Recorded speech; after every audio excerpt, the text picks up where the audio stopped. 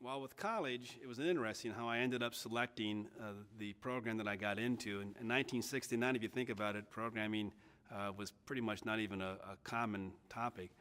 It sounded very interesting to me, and so as a result of some counseling, I decided to get into computer programming, still not quite understanding what it was about. So I selected Ferris State College, which at the time was one of the few, if not the only school at the time that taught 5 languages, 5 programming languages.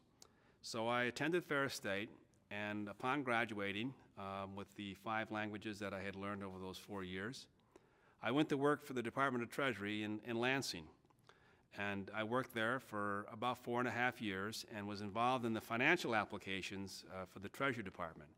So I had a lot of early experience dealing with financial applications and what made those applications work.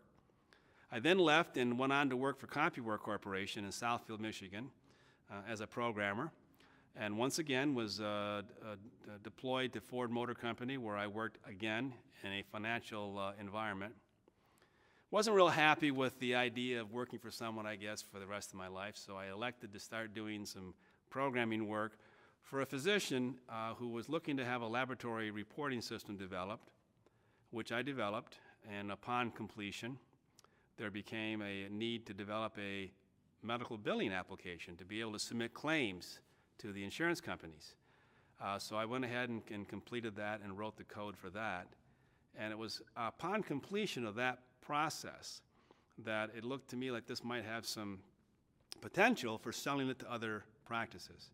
So I started contacting other groups, and to my pleasant surprise, there was a lot of interest, and that's how basically CRT Medical got started in 1981 when we opened our doors, or 1980, excuse me. And from there, the company evolved from being a provider of software and hardware to a services-based company. And we've grown from what essentially was 2 employees to over 120 today.